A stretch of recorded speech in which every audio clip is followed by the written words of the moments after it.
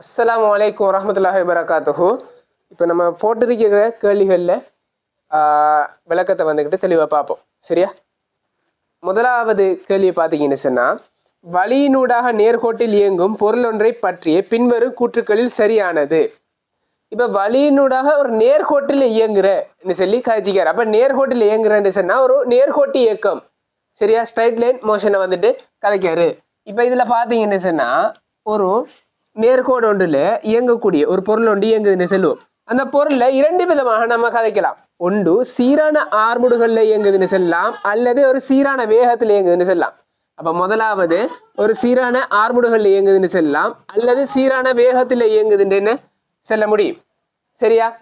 அப்ப இந்த இடத்துல இந்த பொருள் எனக்கு சீரான ஆர்முடுகளா சீரான வேகமாண்டவர் என்னது தெளிவா செல்லல. ஒன்று ஆர்முடுகள் அறிக்கலாம், இல்லாட்டி சீரான வேகம் அறிக்கலாம். முதலாவது இந்த கண்டிஷனை பார்த்தீங்கன்னு சொன்னா, ஒரு சீரான ஆர்முடுகள்ல இருக்கணும்னு சொன்னா கண்டிஷன் என்ன அறிக்கணும்? ஒரு விளையுள் விசை ஒன்று கட்டாயம் தொழிற்பட வேண்டும். என்னது? ஒரு விளையுள் விசை. சரியா? கட்டாயம் என்ன செய்யணும்? தொழிற்பட. ஒரு விசை இருந்துச்சுன்னு சொன்னா, விளையுள் விசை ஒன்று இருந்தாதான், அதாவது விசை இருக்கணும் இல்லை. சரியா? தெளிவா மைண்ட்ல வச்சுக்கொள்ளுங்க. இப்படி ஒரு பொருள் இருக்குது, இப்படி ஒரு பொருள் இருக்குது, இங்க ஒரு விசை இருக்குது, இங்க ஒரு விசை இருக்குது, இங்க இழுவு விசை இருக்கு, இங்க இழுவு விசை இருக்குது. சரியா? இந்த பொருள் இயங்குமா? விசை இருக்கு தானே, இயங்குமா? இயங்காது. விளையுள் விசை என்னது? பூஜ்ஜியம். அப்ப ஒரு பொருளுக்கு விளையுள் விசை இருந்தா தான் இந்த இடத்துல நான் ஒரு விளையுள் விசை அப்ளைட் ஃபோர்ஸ், ஒரு நான் கொடுக்கணும் ஒரு விசை, இல்லாட்டி விளையுள் விசை ஒன்றிக்கணும். சரியா? இந்த விளையுள் விசை இருந்தா மாத்திருந்தா என்ன செய்யும்? அந்த பொருள் ஒரு ஆர்முடுகளோட இயங்கும். அதே இது விளையுள் விசை இல்லாம சாதாரணமா விசை இருந்துச்சுன்னு சொன்னா அந்த பொருள் இயங்கலாம், இல்லாட்டி இயங்காம இருக்கலாம். சரியா? அப்ப நம்ம என்ன அது தெளிவாக சொல்ல இயலாது. அப்ப அந்த பொருளுக்கு சாதாரணமான விசை இருந்துச்சுன்னு சொன்னா, அதாவது சும்மா விசை இருக்கின்னு சொல்லி இருந்தாண்டா, ஒரு விசை இருப்பதன் காரணமாக அப்பொருள் ஆர்முடுகள் சீரான ஆர்முடுகளுடன் இயங்குகின்றது. சரி, சொல்ல இயலாது. விசை இருக்கிறதால அதுக்கு பேலன்ஸாக இன்னொரு விசை இருந்துச்சுன்னு சொன்னா, பூச்சியமாகிச்சுன்னா சீரான வேகத்திலையும் என்ன செய்யலாம்? அந்த பொருள் இயங்கலாம். சரியா? அப்ப இந்த இடத்துல ஒரு விசை இருக்க போறாது, விளையுள் விசை ஒன்று இருந்தா மட்டும்தான் என்ன செய்யும்? சீரான ஆர்முடுகள்ல இயங்கும். சரியா? அடுத்தது சீரான வேகத்துல இயங்கணும்னு சொன்னா விளையுள் விசைன்னு அறிக்கணும். இரண்டுக்கும் விசையை பார்த்தாங்க அறிக்கணும், விளையுள் விசையை பார்த்தாங்க அறிக்கணும். விளையுள் விசை என்ன அறிக்கணும்? பூச்சியம் அறிக்கணும். அதாவது இந்த சந்தர்ப்பம் இது இயங்குதுன்னு சொன்னா விளையுள் விசை எந்த ஒரு விசையும் இல்லை. நான் விசையை பார்த்தீங்கன்னா விளையுள் விசையை பார்த்தீங்கன்னாலும் பூச்சியம். இப்ப இது இயங்குது, இப்ப இது வந்துட்டு இயங்குது, என்னது? ஒரு சீரான வேகத்துல இயங்கும். சீரான வேகத்தில் என்ன செய்யும்? இயங்கும். அதாவது விளையுள் விசை எந்த இடத்துல பூச்சியமாக இருக்கின்றதோ அந்த இடத்தில் இயங்கக்கூடிய எந்த ஒரு துணிக்கையாக இருந்தாலும் சீரான வேகத்தில் இயங்கும். அதே அது எந்த ஒரு இடத்துலையும் விளையுள் விசை ஒன்று இருந்துச்சுன்னா அந்த பொருள் என்னது? ஆர்முடுகளோட இயங்கும். இந்த இதை வந்துக்கிட்டு நோட்டை தெளிவாக என்ன செஞ்சுள்ளுங்க, மைண்ட்ல போட்டுக்கொள்ளுங்க, நோட் பண்ணிக்கொள்ளுங்க. இதெல்லாம் முக்கியமான பாயிண்ட், எக்ஸாம் பாயிண்ட். சரியா? இந்த பாயிண்டை வச்சு தான் குழப்புவாங்க. அப்ப என்னது? தெளிவாக என்ன செஞ்சு கொள்ளுங்க, வழங்கி கொள்ளுங்க. அப்ப இந்த விஷயத்தை சொல்லிட்டேன். கேள்விக்குள்ள வசனத்தில் வாசிப்போம். முதலாவது, அப்பொருள் ஆர்முடுகும் போது அதில் தாக்கும் விளையுள் விசை பூச்சியமாகும். விளையுள் விசை பூச்சியமா இருந்துச்சுன்னு என்னது? சீரான வேகம். ஆர்முடுகுமா? அப்ப முதலாவது குற்று போல. இரண்டாவது, அப்பொருள் உறுதியான கதியில் இயங்கும் போது அதில் தாக்கும் வழித்தடை பூச்சியமாகும். உறுதியான கதியில் இயங்கும், உறுதியான கதி என்ன சொன்னா சீரான வேகம். சீரான வேகத்துல இயங்கும் போது விளையுள் விசை பூச்சியம் அறியும். விளையுள் விசை என்னது? பூச்சியம் அறியும். அவர் சொல்றாரு, இப்ப நான் இந்த இடத்துல எடுக்கன் இப்படி அந்த பொருள் இயங்குதுன்னு சொன்னா பொருள் ஒன்று இப்படி இயங்கிட்டு இருக்கு. அது சீரான வேகத்துல இயங்குன்னு சொன்னா வழித்தடை என்னது? பூச்சியம் அறிக்கணுமா? வழித்தடை என்னது? இங்கால டிராக் ஃபோர்ஸ் ஒன்று இருக்குது, அது வந்துகிட்டு என்னது? பூச்சியம் அறிக்கன்னு சொல்றாரு. இது உராய் விசை அறிக்கலாம், என்ன விசை அமைக்கலாம். வழித்தடை என்னது? பூச்சியமாக இருக்கன்னு சொல்றாரு. அப்ப முன்னுக்கு ஏதோ ஒரு விசை தொழிற்பட்டா தொழிற்படலாம் தானே, தொழிற்பட இயலாதுன்னு சொல்ல இயலாது. தொழிற்பட்டா சீரான வேகத்துல போகுதுன்னு சொல்ல இயலுமா? விளையுள் விசை பூச்சியண்டா மாத்திரம்தான் என்னது? சீரான வேகம். மற்ற எந்த விசை பூச்சியமா இருந்தாலும், சும்மா சாதாரண விசை, தடை விசையோ இல்லாட்டி எந்த விசை பூச்சியமா இருந்தாலும் சீரான வேகம் செல்ல முடியாது. இப்ப விளையுள் விசை பூச்சியம் அந்த கண்டிஷன் இருந்தா மட்டும்தான் என்னது? சீரான வேகம். இப்ப இந்த இடத்துல தடை விசை பூஜ்ஜியமாக இருக்கின்றது. சரி, தடை விசை என்னது பூஜ்ஜியமாக இருக்கின்றது. ஆனால் தடை விசை பூஜ்ஜியமாக இருக்கிற டைம்ல உங்களுக்கு ஒரு என்னது பிரயோக விசை ஒன்று இங்க தொழிற்படலாம். பிரயோக விசை நான் கொடுக்கக்கூடிய ஒரு பிரயோக விசை ஒன்று தொழிற்படலாம். சில இடங்கள்ல பாத்தீங்கன்னு சொன்னா தடை விசை பூஜ்ஜியம் சொல்லி அடுப்போம். தடை விசை பூஜ்ஜியம், ஆனா எல்லா இடத்துலயும் தடை விசை பூஜ்ஜியம் இல்லை. சில இடங்கள்ல தடை விசை இருக்குது. அப்ப இந்த இடத்துல தடை விசை பூஜ்ஜியமா இருக்கு. அப்ப நம்ம சொல்ல இயலாது ஒரு அப்ளைட் ஃபோர்ஸ், ஒரு ஃபோர்ஸ் ஒன்று இதுல தொழிற்படலன்னு சொல்ல இயலாது, தொழிற்படலன்னு செல்ல முடியாது. அப்ப தொழிற்படலன்னு செல்ல முடியலாட்டி என்னால என்ன செல்ல இயலாது, சீரான வேகம் செல்ல முடியாது. சரியா? அப்ப இரண்டாவது கூற்றும் பிழையானது. மூன்றாவது, அப்பொருள் உறுதியான கதியில் இயங்கும் போது அதில் தாக்கும் விளைவு விசை பூஜ்ஜியமாகும். சரியா சொல்லியிருக்கார். சரியா? அடுத்து நாலாவது, அப்பொருள் இயங்கும் போது அதில் விளைவு விசை தாக்கும். அப்பொருள் இயங்கும் போது அதில் விளைவு விசை தாக்கும்ங்கிறது போல. ஒரு பொருள் இயங்கும் போது விளைவு விசை தாக்கும். சரியா? இது வந்துக்கிட்டு அந்த கண்டிஷன் வந்துட்டு சொல்லல. பொருள் இயங்கும் போது விளைவு விசை தாக்குன்னு சொன்னா பொருள் இயங்கும் போது விளைவு விசை தாக்கலாம், தாக்க முடியலாம். விளைவு விசை தாக்கினா ஆர்முடுகள், விளைவு விசை தாக்கலாட்டி சீரான வேகம். ரெண்டு கண்டிஷனும் இருக்குதானே. அப்ப இது தாக்கணும் சொல்றது போல. சரியா? நாலாவது போல. அவருக்கு கட்டாயம் விளைவு விசை தாக்கணும் மாதிரி சொல்றாரு. அப்ப நாலாவது போல வரப்போகுது. ஐந்தாவது பாத்தீங்கன்னு சொன்னா அப்பொருள் அமர்முடுகும் போது தாக்கும் விளைவு விசை பூஜ்ஜியமா. அமர்முடியினாலும் சரி ஆர்முடியினாலும் சரி என்னது விளைவு விசை ஒன்று இருக்கும். அமர்முடியினாலும் சரி ஆர்முடியினாலும். சரியா? அப்ப முதலாவது கேள்விக்கு ஆன்சர் என்ன இருக்க போகுது? தெளிவாக மூன்றாவது விடையாக இருக்க போகுது. சரியா? இரண்டாவது கேள்வியை பார்த்துக்கொள்ளுங்க. ஏகபரிமாணம் உந்தம் பி உடைய துணிக்கை ஒன்றோ தடை ஒன்றில் மோதி கிடையுடன் தீட்டா கோணத்தில் அதே பருமனையுடைய உந்தத்துடன் பயணிக்கின்றது. துணிக்கை தடையுடன் தொடுகையில் உள்ள நேரம் டி ஆயின் மோதல் காரணமாக ஏற்பட்ட சராசரி விசை. சராசரி விசைன்னு சொன்னா நமக்கு தெரியும் ஒரு பொருள்ற சராசரி விசை. சராசரி விசைங்கிறது எப்படி பார்க்கறது? சராசரி விசைங்கிறது உந்த மாற்றத்தின் கீழ் அதுக்கு எடுத்த நேரம். உந்த மாற்றத்தின் கீழ் அதுக்கு எடுத்த நேரம். அப்ப டெல்டா எம்விஓவை டி தான் என்னது சராசரி விசைக்கான சமன்பாடு. அப்ப இந்த பொருள் என்ன செய்யுதுன்னு சொன்னா இப்படி வருது, வி வேகத்துல வருது. இந்த பொருள் என்ன செய்யுது? இப்படி வி வேகத்துல வருது, அதாவது பி உந்தத்துல வருதான். பிங்கிறதும் ஒரு என்னது காவிக்கணியம் தான். சரியா? பிங்கிறது அதாவது உந்தமும் காவிக்கணியம் தான். பி வேகம் அல்லது பி உந்தம் அல்லது வி வேகத்துல வந்து இப்படி ஒரு என்னது தளம் ஒன்று இருக்குது. இப்படி ஒரு தளத்துல மோதி அந்த பொருள் என்ன செய்யுதுன்னு சொன்னா இப்படி என்ன செய்யுது? இப்படி போகுது. சரியா? பி உந்தம் இல்லாட்டி வி வேகம் சொல்லி எடுக்க. பி உந்தம் இல்லாட்டி வி வேகத்துல என்ன செய்யுது? இப்படி போகுது. அப்ப இது கடைப்பட்ட கோணம் வந்துகிட்டு சொல்றாரு. இதை நான் வேற ஆக்குறேன்னு சொன்னா தீட்டா கோணத்துல என்ன செய்யுது? பட்டு தெரிப்படையுது. சரியா? அப்ப என்ன செய்யுது? இப்படி மோதி இப்படி என்ன செய்யுது?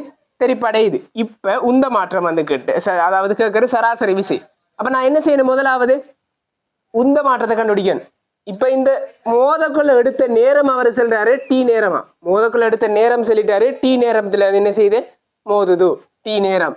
அப்ப எனக்கு இந்த நேரம் கிடைச்சிட்டு டி நேரம். அப்ப எனக்கு தேவையானது என்னது? உந்த மாற்றம். அப்ப உந்த மாற்றத்தை கண்டுபிடிச்சிங்கன்னா டெல்டா எம்பி. உந்த மாற்றம் வந்துகிட்டு என்னது? Delta MP. டெல்டா எம்பிங்கிறது இறுதி உந்தத்திலிருந்து ஆரம்ப உந்தத்தை கழிக்கிறது. இதுல அதாவது டெல்டா எம்பின்னு சொன்னா உந்த மாற்றத்தை கண்டுபிடிக்கிறேன்னா உந்த மாற்றம் எந்த ஒரு மாற்றமா இருந்தாலும் இறுதியில இருந்து ஆரம்பத்தை கழிக்கணும். அப்ப இறுதி என்னது? இப்ப துணிக்கு எப்படி போகுது? இப்படி இதான இறுதி. அப்ப இதை போடுறேன் நான். இப்படிதான் துணிக்க போகுது, இப்படிதான் போகுது. சரியா? இப்ப ஆரம்பம் என்னது? மைனஸ். சரியா? காவிகளை கழிக்க முடியாதுன்னு தெரியும். அப்ப நான் என்ன செய்யணும்? காவிய கூட்டணும்.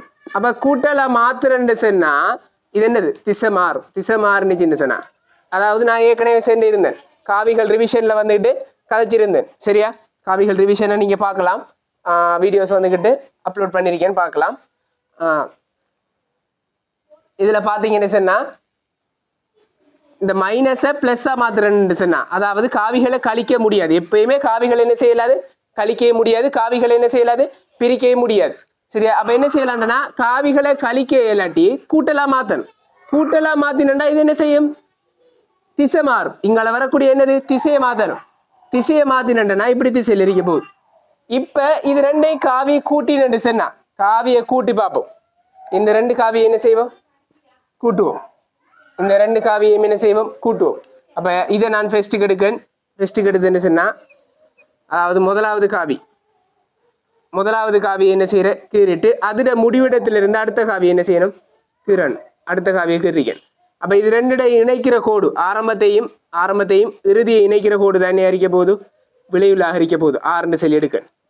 இது பி, இது பி, இது பி, இது பி. இது கிடைப்பட்ட கோணம் தீட்டா. சரியா, இப்ப இந்த உந்த மாற்றத்திட பருமனை கண்டுபிடிக்கணும். இந்த உந்த மாற்றத்தில் என்ன செய்யற, பருமனை கண்டுபிடிக்கணும். எப்படி பருமனை கண்டுபிடிக்கிற,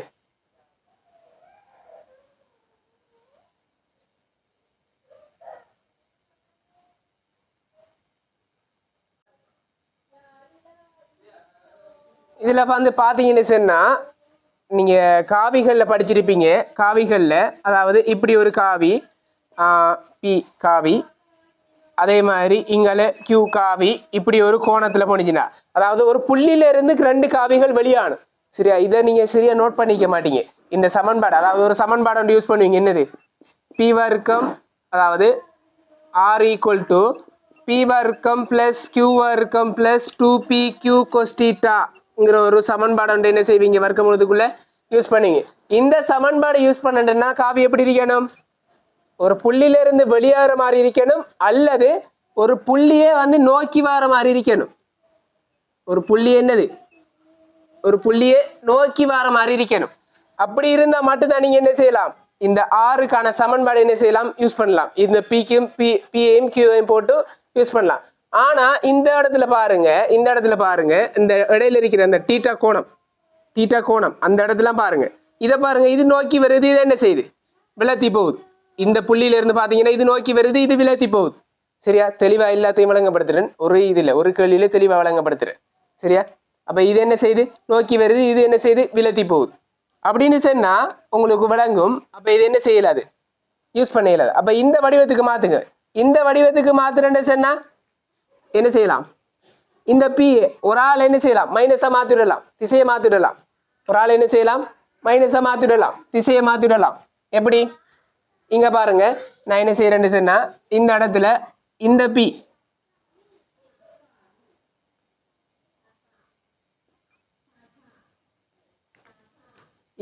அப்படியே இருக்க, நான் என்ன செய்யறேன்னு சொன்னா, இவர் என்ன செய்யறேன், திசையை மாத்துறேன். இவரை திசையை மாத்திரேன்னு சொன்னா இவர் என்ன மைனஸ் பியா மாறுவார். இங்க இருக்கிறவர் என்ன செய்யறேன், திசையை மாத்துறேன். திசையை மாத்திர என்ன செய்வாரு, மைனஸ் பி. இப்ப புள்ளியில இருந்து ரெண்டு வெளியேற மாதிரி இருக்கா, இதே மாதிரி இருக்கா, இருக்குது. இப்போ நான் என்ன செய்யறேன், சமன்பாடை யூஸ் பண்ண போறேன். R equal to P square plus Q square plus 2pq cos θ வர்க்கமூலத்துக்குள்ள. ஆர் ஈக்குவல் டு பிக்கு பதிலாக பி ஸ்கொயர், கியூக்கு பதிலாக இதுவும் என்னது பி, அப்ப பி ஸ்கொயர் பிளஸ் 2p, கியூக்கு பதிலாக மைனஸ் பி, அங்கால cos θ வர்க்கமூலத்துக்குள்ள. சரியா, இப்ப இதை இன்னும் சுருக்கணும்னு சொன்னா, இங்க 2p ஸ்கொயர் மைனஸ் இந்த p வந்துகிட்டு என்ன செய்யுது, மைனஸ் பெருக்கப்பட்ட உடனே பிளஸ் மைனஸ் பெருக்கப்பட்டா மைனஸ் வரப்போகுது. 2p ஸ்கொயர் cos θ இந்த சொல்லி வரப்போகுது. சரியா,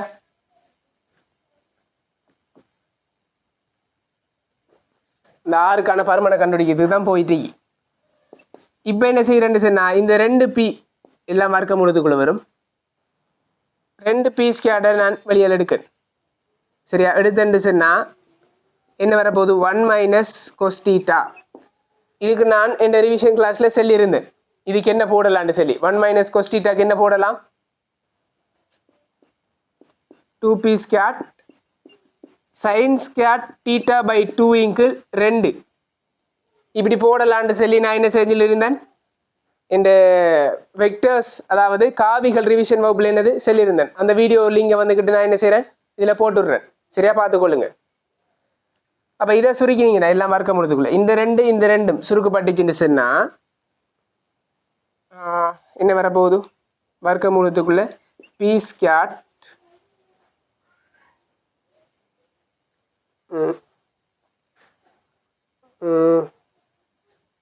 B square sin square theta by 2 அப்படின்னு வரப்போகுது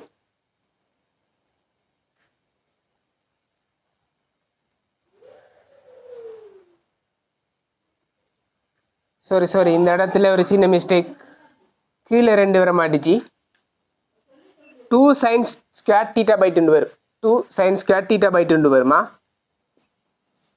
அப்படின்னு சொன்னால் இங்கே என்ன வரப்போகுது 4p square sin square theta by 2 சொல்லி வரும் அப்போ உங்களுக்கு ஆர் என்ன விட வரும்னு சொன்னால் 2p sin தீட்டா பை 2 சொல்லி வரும் சரியா உங்களுக்கு இப்படி விட கிடைக்கும்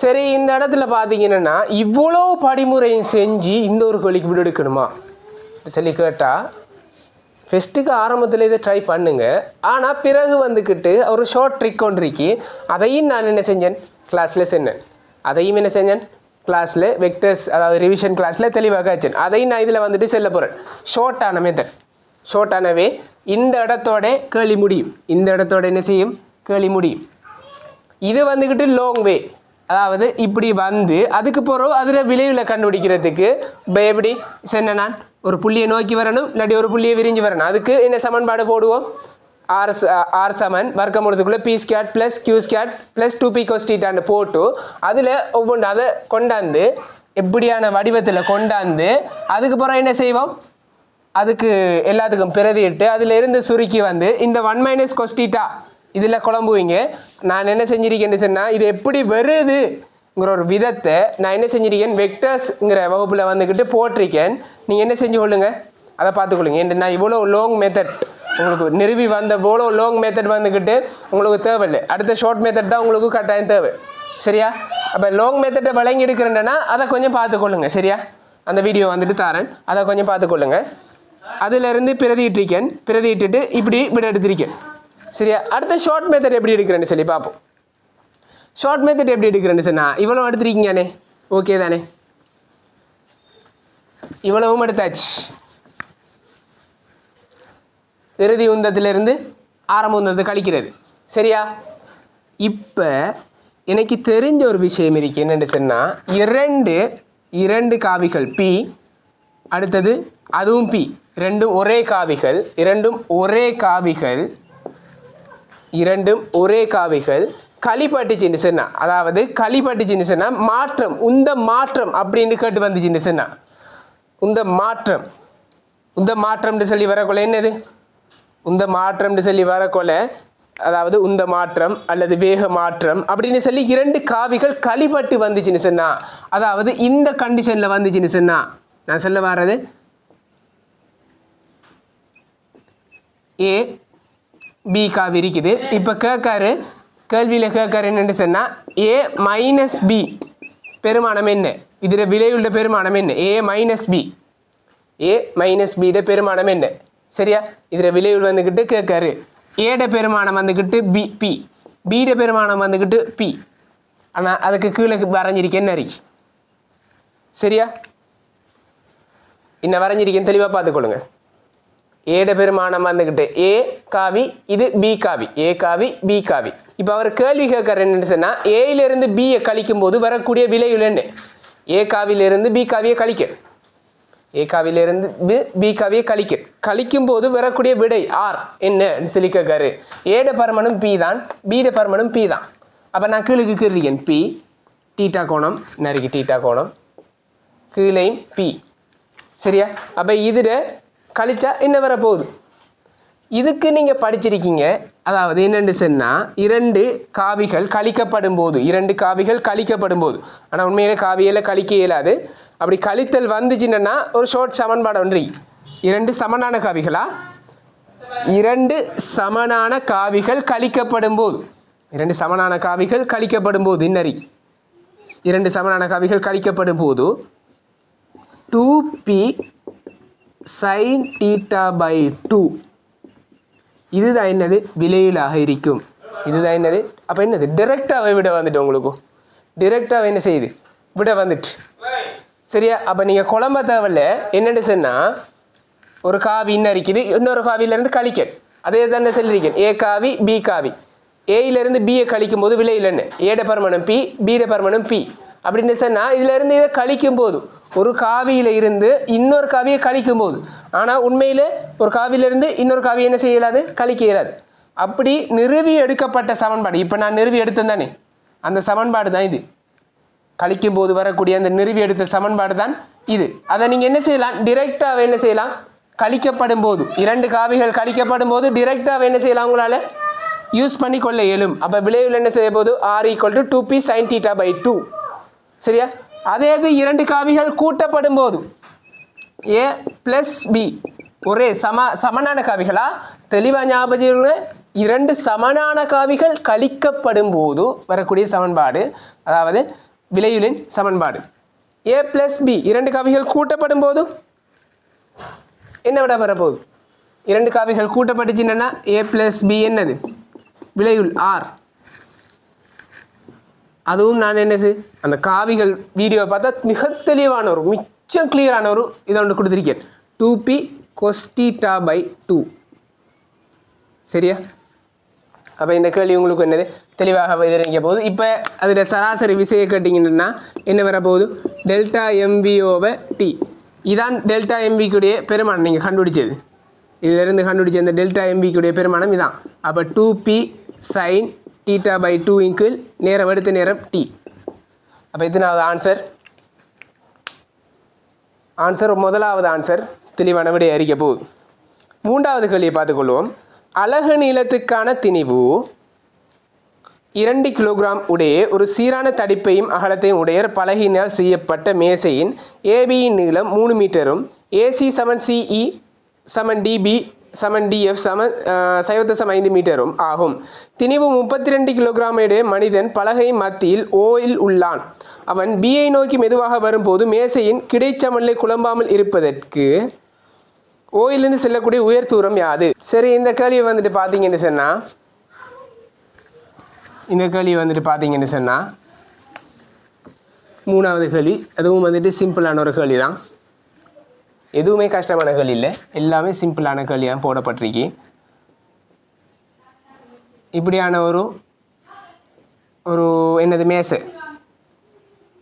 மேசையில் அவர் செல்றாரு. இந்த ஒரு வசனத்தை பொழைச்சாருன்னு சொன்னால் கேள்வி முற்றுமுழுதாக போல. அலகு நீளத்துக்கான திணிவு 2 கிலோகிராம். அலகு நீளத்துக்கான சொன்னால் 1 மீட்டர் எவ்வளோ எடுக்குதாம் 2 கிலோகிராமா. அப்போ இது மொத்தமாக எத்தனை மீட்டர் 3 மீட்டர்னு சொன்னால் மொத்தம் எத்தனை கிலோகிராம் வரும் 6 கிலோகிராம். அப்போ 60 நியூட்டன். சரியா? மனிதன் என்ன செய்கிறான் இங்கே இருந்து என்ன செய்கிறான் இந்த பக்கம் நோக்கி போகிறான். அப்போ நான் என்ன செய்கிறேன்னு சொன்னால் இந்த இடத்துல வரும்போது இது என்ன செய்ய போகுது கவிண்டு விழ போகுதுன்னா இந்த முனை பற்றி இப்படி என்ன செய்ய போகுது திரும்ப போகுது.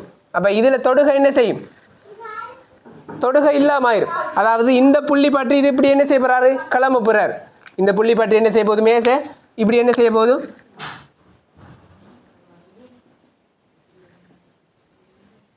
இப்படி என்ன செய்யும் கிளம்பும். இப்படி என்ன செய்யும் இந்த புள்ளி பற்றி என்ன செய்யும் இந்த இது வந்துக்கிட்டு கிளம்ப போகுது. இப்படி கிளம்பும் போது அவர் கேட்கார் என்னது கிளம்பும். அதாவது கிளம்ப எத்தனை நிற்கிற டைம்னு சொன்னால் இந்த டைமில் ஆர் என்ன இருக்கவோ பூச்சிமாயிரும். இதில் இருக்கக்கூடிய மருதாக்கம் என்ன ஆயிரும் பூச்சிமாயிரும். சரியா? இப்போ இதில் திணிவு எவ்வளோ 0.5 மீட்டராம். அப்போ 1 கிலோகிராம், 1 மீட்டருக்கு 2 கிலோகிராம்டனா 1 கிலோகிராம், அப்போ 10 நியூட்டன். சரியா, 10 நியூட்டன். இதுலையும் 10 நியூட்டன் வரப்போகுது. இந்த சின்ன துண்டுடையும் 10 நியூட்டன் வரப்போகுது. அப்போ எல்லாத்துக்கும் திணிவை போட்டுட்டு இவருக்கு எத்தனை 32 கிலோகிராம், அப்போ 320 நியூட்டன். சரியா, இப்போ எல்லாம் போட்டாச்சு, திணிவு எல்லாம் போட்டாச்சு. இப்போ என்ன பார்க்க போகிறேன்னு சொன்னால், இந்த புள்ளிப்பட்டி தானே கிளப்ப போதும். அப்போ இந்த புள்ளிப்பட்டி நான் என்ன செய்கிறேன், திருப்பம் எடுக்க போகிறேன். இந்த புள்ளிப்பட்டி என்ன செய்ய போகிறேன், நான் திருப்பம் எடுக்க போகிறேன்.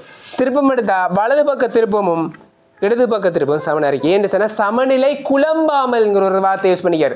சமநிலை குழம்பாமல் இருக்கணுன்றதுனா என்னது, அந்த டைமில் சமநிலையில் இருக்கின்ற அர்த்தம். சமநிலையில் இருந்தால் வலது பக்க திருப்பம் இடது பக்க திருப்பம் எப்படி இருக்கும், சமனாக இருக்கும்.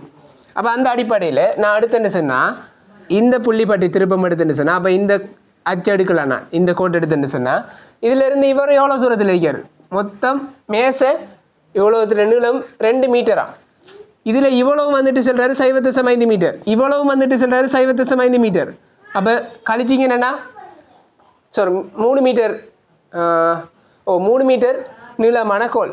அப்போ இது 0.5 சொன்னால் என்ன ஆக போதும், 1 மீட்டர் போனிச்சுன்னா மிச்சம் 2 மீட்டர் இருக்குது. அப்போ இது ரெண்டையும் பிரித்து கொடுத்தோன்னா இது 1 மீட்டர், இங்கால 1 மீட்டர். அப்போ டோட்டலாக கூட்டி பாருங்கள் 3 மீட்டர் வரும். சரியா, அப்போ இந்த புள்ளி பற்றி நான் திருப்பம் எடுத்துன்னு சொன்னால், இந்த பக்கம் இடது பக்க திருப்பம் இடஞ்சுழி திருப்பம் எடுத்துன்னு சொன்னால் 60 தர எத்தனை 1 மீட்டர் சக. இங்கள பக்கம் இன்னொரு இருக்காரு 10 நியூட்டன், இன்னொரு திணிவு இருக்காரு 10 நியூட்டன் தர. அதில் தூரம் எவ்வளோ தூரத்தில் இருக்காரு, இந்த கோட்டில் இருந்து 2 மீட்டர் தூரத்தில் இருக்காரு. அப்போ 10 நியூட்டன் தர 2 மீட்டர். அப்போ இடது பக்க திருப்பம் எல்லாம் எடுத்துட்டு வலது பக்கத்தில் யார் இருக்காரு, இந்த மனிதன் இருக்கார், வேற எதுவும் இல்லை. அப்போ மனிதன் எவ்வளோ தூரத்தில் இருக்கார் எனக்கு தெரியாது. ஒரு குறிப்பிட்ட தூரத்தில் போகல கவிழ்ந்து விடுறார் நடு இருக்க. நான்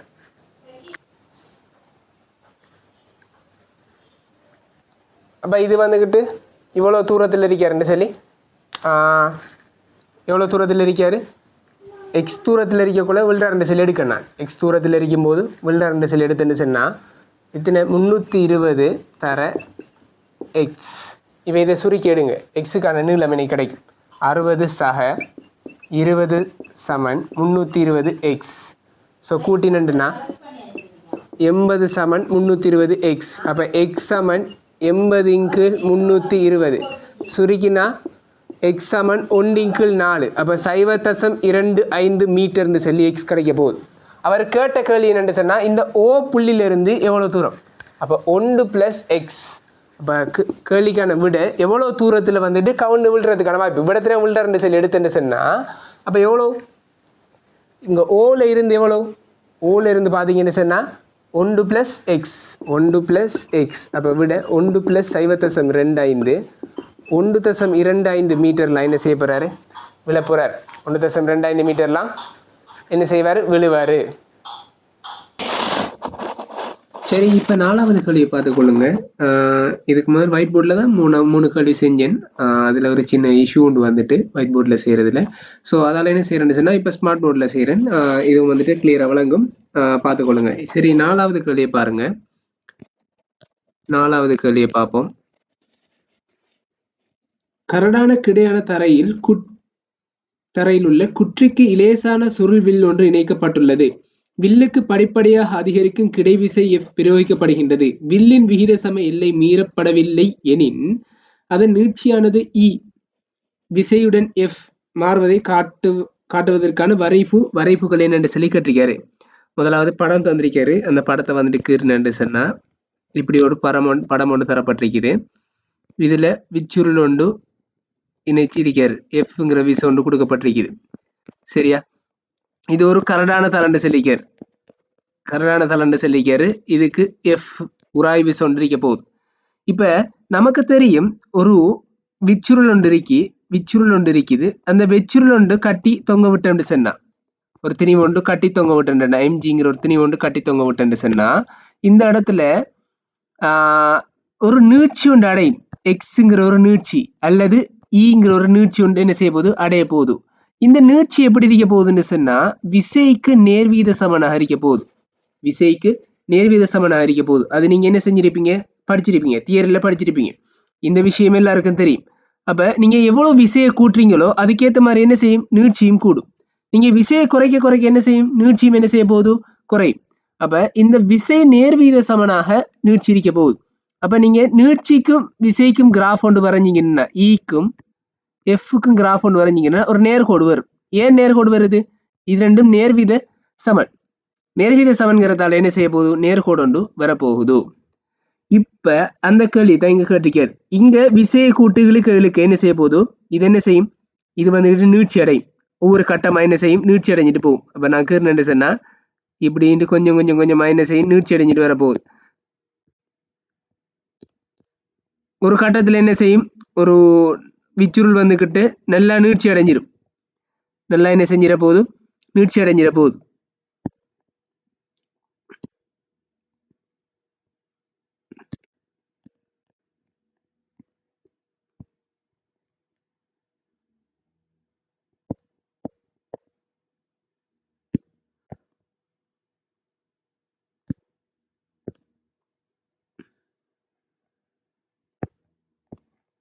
அப்ப இந்த இடத்துல பாத்தீங்கன்னு சொன்னா இப்ப ஆரம்பத்துல எக்ஸ் நீட்சின்னு சொன்னா இப்ப இந்த இடத்துல x1 நீட்சி, இந்த இடத்துல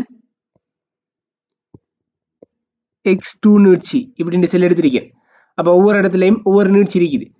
ஒரு கட்டத்துல என்ன செய்யும், உயர் நீட்சியில் இருக்க போகுது. உயர் நீட்சின்னு சொன்னா இதுக்கு மேல இதை இழுக்க இயலாது, இதுக்கு மேல இதை நீட்சி அடைய இயலாது. அதுக்கப்புறம் என்ன செய்யும், உடைவு புள்ளின்னு சொல்லி ஒரு இடம் கொண்டு வரும். உடைவு புள்ளின்னு சொன்னா இதுக்கு மேல நீட்சி அடைய மாட்டுச்சு, அதுக்கப்புறம் என்னது, உடையறதுக்கான வாய்ப்பு இருக்கு. அந்த விச்சுருள் உடையறதுக்கான வாய்ப்பு. அப்ப இந்த இடத்துல பாத்தீங்கன்னு சொன்னா மேக்சிமமாக ஒரு நீட்சி வரைக்கும் என்ன செய்யும், போகும். அப்ப இந்த இடத்துல பாத்தீங்கன்னு சொன்னா என்ன செய்ய போறாரு, ஒரு மேக்சிமமான பாயிண்ட் வரைக்கும் இந்த நீட்சிக்கும் விசைக்கும் கிராஃப் ஒன்று வரைஞ்சிங்கன்னு சொன்னா மேக்சிமமான பாயிண்ட் வரைக்கும், மேக்சிமம் வரைக்கும் என்ன செய்ய போகுது, நீட்சி என்று வரப்போகுது. மேக்சிமம் வரைக்கும் என்னது, நீட்சி என்று வரும். அதுக்கப்புறம் நீங்க எவ்வளவுதான் அந்த இடத்துல அதுக்கப்புறம் நீங்க அந்த விசையை கொண்டு என்ன செய்யணும், இழுத்துட்டு போகலாம். அந்த விசையை கொண்டு நீங்க என்ன செய்யலாம், இழுத்துட்டு போகலாம். அதுக்கப்புறம் நீங்க விசையை கூட்ட என்ன செய்யும், நீட்சி அதுக்கு மேல கூட மாட்டுச்சு. நீட்சி என்ன செய்ய மாட்டுச்சு, கூட மாட்டுச்சு. விசையை கூட்டுறதால அந்த இடத்துல விச்சுருள் என்ன செய்யலாம், உடையிறதுக்கு வாய்ப்பு இருக்கு. விச்சுருள் என்னது, உடையிறதுக்கு வாய்ப்புகள் இருக்கு. அப்ப ஒரு விசை ஒன்று கொடுப்பாரு, குறிப்பிட்ட ஒரு விசை கொடுக்கக்குள்ள விச்சுருள் உயர் நீட்சி, ஆக மேக்சிமம் ஒரு நீட்சி வரைக்கும் என்ன செய்யும், நீளும். அதுக்கப்புறம் என்ன செய்யும் சொன்னா இந்த குற்றி என்ன செய்யும், இயங்குறதுக்கு ஆரம்பிக்கும். என்ன செய்யும், குற்றி இயங்க ஆரம்பிக்கும். அப்ப இந்த இடத்துல விச்சுருள் ஃபெஸ்டுக்கு நீள்றதுக்கு டைம் எடுக்கும். ஃபெஸ்டுக்கு என்ன செய்யும், கொஞ்சம் கொஞ்சமாக நீட்சி அடைய தொடங்கும். நீட்சி அடைய, அதாவது இந்த இடத்துல பாத்தீங்கன்னு சொன்னா ஃபெஸ்டுக்கு என்ன செய்யுது, x1 எக்ஸ்ங்கிற நீட்சி அடையுது, திரும்ப x1 அதோட கொஞ்சம் கூட, திரும்ப x2ங்கிற அப்படி நீட்சி அடைஞ்சிட்டு வருது. அதுக்கப்புறம் என்ன செய்யுதுன்னு சொன்னா மேக்சிமம் நீட்சி என்ன செய்யும், வந்து அடையும். இதுதான் மேக்சிமம் நீட்சின்னு சொன்னா மேக்சிமம் நீட்சி அடைஞ்சிட்டு போறோம். அதுக்கு பிறகு அந்த குற்றி என்ன செய்யும், இயங்க ஆரம்பிக்கும். இயங்க ஆரம்பிக்கிறது எப்படி ஆரம்பிக்குன்னு சொல்லி பாத்தீங்கன்னு சொன்னா இங்க என்ன செய்யுது, ஒரு உராய்வு விசை இருக்கு. உராய்வு விசை இருந்துச்சுன்னு சொன்னா நமக்கு தெரியும் ஒரு உராய்வு விசை ஒன்று இருந்துச்சுன்னு சொன்னா உராய்வு விசைக்கும் அப்ளைட், அதாவது நீங்க பிரயோகிக்கின்ற விசைக்கும் இடையிலான வரைவு உங்களுக்கு தெரியும் தானே. ஒரு உராய்வு விசைக்கும் நீங்க கொடுக்கின்ற பிரயோக விசைக்குமான வரைவு தெரியும் தானே. இது உராய்வு விசை, இது பிரயோக விசை, சரியா. அப்ப வரைவு எப்படி வரப்போகுது, இப்படியான ஒரு வரைவு கொண்டு வரும், உங்களுக்கு தெரிஞ்ச வரைவு. அதாவது என்ன நடக்கும், நீங்க விசையை கொடுக்க பிரயோக விசை கொடுக்க உராய்வு விசையும் ஆரம்பத்தில் என்ன செய்யும், அதிகரிச்சுட்டே வரும். அதிகரிச்சுட்டே வந்து அதுக்கப்புறம் என்ன நடக்கும், அந்த எல்லை பாயிண்ட் வரைக்கும் வந்துட்டு அதுக்கப்புறம் என்ன செய்யும், எல்லை பாயிண்ட் தாண்டிச்சுன்னா இயக்கவியல், இந்த துண்டு என்னத்தை செல்லுது, இயக்கவியல் உராய்வு விசையை வந்துட்டு குறிக்குது. அப்ப இந்த இடத்துல உங்களுக்கு தெளிவாக விளங்குது, இந்த இடத்துல தெளிவாக விளங்குது உராய்வு விசை என்ன நடக்குது, இந்த இடத்துல இருக்குது. அப்ப இங்க விசையை கொடுக்க இந்த உராய்வு விசை என்ன தொழிற்பட போகுது. அப்ப இந்த மேக்சிமம் நீட்சி அடைஞ்சதுக்கு பிறகு உராய்வு புள்ளி அந்த உராய்வு புள்ளி இருக்குதானே, அதாவது இந்த உராய்வு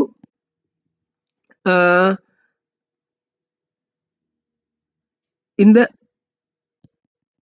உராய்வோட எல்லை உராய்வு இருக்குதானே, அந்த எல்லை உராய்வு வந்ததுக்கு அப்புறம் அதுக்கப்புறம் என்ன செய்யும், இயங்க ஆரம்பிக்கும். அப்ப இந்த கொடுக்கப்பட்ட விசையில என்ன செய்ய போது, எல்லையை தாண்டின உடனே என்ன செய்யும், இயங்க ஆரம்பிக்கும்.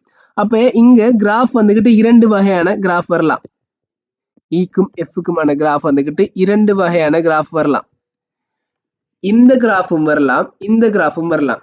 ஏன் இந்த இரண்டு கிராஃபும் வருதுன்னு சொன்னா, இது முதலாவது இந்த கிராஃப் வந்துகிட்டு விசையை கூட்டிக்கிட்டே வராரு. மேக்சிமம் விசை வரும்போது அதுல நீட்சியை தரக்கூடிய கிராஃப்.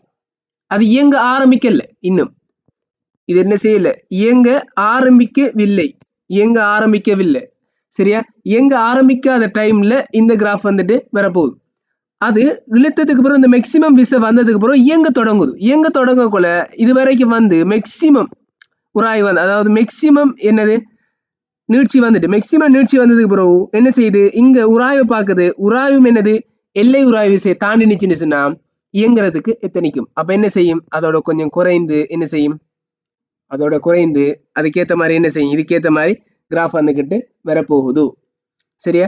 அப்ப இந்த இடத்துல நீங்க குழம்ப தேவையில்ல. இப்ப நீங்க யோசிப்பீங்க, நீங்க யோசிக்க வலிக்கிற இடம் என்னன்னு சொன்னா, முதலாவது இந்த கிராஃப் ஓகே நீங்க எடுத்திருப்பீங்க, அதாவது நீட்சிக்கும் விசைக்கும் கிராஃப் வரைச்சுன்னா டிரெக்டா நீங்க இந்த கிராஃப் எடுத்திருப்பீங்க. ஏன் இந்த கிராஃப் வந்துச்சு, விடையில என்னென்ன விடை கொடுத்தீங்கன்னு சொன்னா ஏயும் சியும் கொடுத்தீங்க, பியும் டியும் வராதேன்னு சொல்லி பார்ப்போம். அதுக்கு முதல் இந்த சி எப்படி வந்துச்சு சொல்லி நிறைய பேர் யோசிக்கிறதுக்கு காரணம் இருக்கு. அப்ப இந்த இடத்துல இது ஓகே, இந்த துண்டு ஓகே மேக்சிமம் வரைக்கும் வரும். அதுக்கப்புறம் இந்த துண்டு ஏன் வந்துச்சு, அந்த இடத்துல கரடான நிலைமை இருக்கு தானே. கரடான நிலைமையில என்ன செய்ய போதும், கரடான நிலைமையில மேக்சிமம் பாயிண்ட் வந்ததுக்கு பிறகு திரும்ப என்ன செய்ய போகுது, இயக்கவியல் நிலைமையில, இயக்கவியல் நிலைமையில என்ன நடக்குது, உராய்வு குறையுதா இல்லையா? உராய்வு குறையும் போது அந்த இடத்துல இது என்னது, இந்த கொடுக்கப்பட்ட அப்ளைட் ஃபோர்ஸும் என்ன செய்யுது, அதுக்கேற்ற மாதிரி தளர்வு உண்டு என்ன செய்யுது, இந்த இடத்துல இ அதாவது அதோட நீட்சி என்ன செய்யுது, சற்று குறைந்து அதே பெருமானத்துல மாறாம இருக்கும். சற்று குறைந்து அங்கே இயங்கும் போது நீட்சி என்ன செய்ய மாட்டுச்சு, மாறாமல் இருக்கும். அதுக்காண்டி இந்த கிராஃப் வந்துக்கிட்டு உங்களுக்கு விடையாக கிடைக்கும். சரியா? அடுத்தது டி கிராஃப். டில வந்திருக்கக்கூடிய பி வந்திருக்கக்கூடியது, பி ஏன் வரலன்னு சொல்லி பார்ப்போம். பிஏ பார்த்தீங்கன்னு சொன்னா கிராஃப் இப்படி வந்தது கொஞ்சம் குறைந்து இப்படி தான் வரணும். சரியா? டிரெக்டாவே இப்படி என்ன செய்ய போறாது, வரக்கூடாது. அப்ப பி போல. டிஏ பார்த்தீங்கன்னு சொன்னா தெளிவாக போல கிராஃப் என்ன செய்ய மாட்டுச்சு, ஈக்கும் அதாவது நீட்சிக்கும் விசைக்குமான கிராஃப் வளைகோடு வரவே வராது. வளைகோடு என்ன செய்ய மாட்டுச்சு, வராது. சரியா? அப்ப உங்களுக்கு தெளிவான ஒரு விளக்கம் ஒன்று கிடைச்சிருக்கு. நாலாவது கேள்விக்கு என்ன விட வரப்போகுது, ஏயும் சியும், ஏயும் சிங்கிறது எத்தனாவது, நாலாவது விட. நாலாவது கேள்விக்கு நாலாவது விட வரும். எப்படி உங்களுக்கு தெளிவா வழங்கியிருக்குன்னு நினைக்கிறேன். இந்த கேள்வி அந்த ஒரு உராய்வு விசையையும், என்னது உராய்வு விசையையும் அதே சமயத்தோட இந்த நீட்சியையும், விசையுடன் நீட்சி எப்படி மாறுது, இந்த ரெண்டையும் சம்பந்தப்படுத்தி தெளிவான ஒரு நல்ல ஒரு கேள்வி, தரமான ஒரு கேள்வி உண்டு. சரியா? இந்த கேள்வி விளங்கியிருந்தா உங்களுக்கும் நிறைய நீட்சி சம்பந்தப்பட்டதும், அதே சமயம் நீட்சியும் நல்ல கிளியர் ஆகும், அதே சமயம் இந்த உராய்வு நல்ல கிளியர் ஆகும். உராய்வு கன்செப்ட்ல நீட்சி இருந்துச்சுன்னு சொன்னா அந்த நீட்சி எப்படி மாறப்போகுது, உராய்வுக்கு ஏற்பதான் மாறிக்கொண்டு போகும், உராய்வுக்கு ஏற்பதான் மாறிக்கொண்டு போகுங்கிற ஒரு கான்செப்ட் ஒன்று கிளியர் ஆகும். சரியா? அதே மாதிரி நீட்சி எப்படி உராய்வு நீட்சி எப்படி ஒரு விசையோட மாறுதுங்கிற ஒரு விஷயம் நல்லா கிளியர் ஆகும். சரியா? அப்ப இதை நல்லா என்னது கிளியர் பண்ணி கொள்ளுங்க. இப்ப அடுத்த கேள்விக்கு வாரேன். எத்தனாவது கேள்வி, ஐந்தாவது கேள்வி.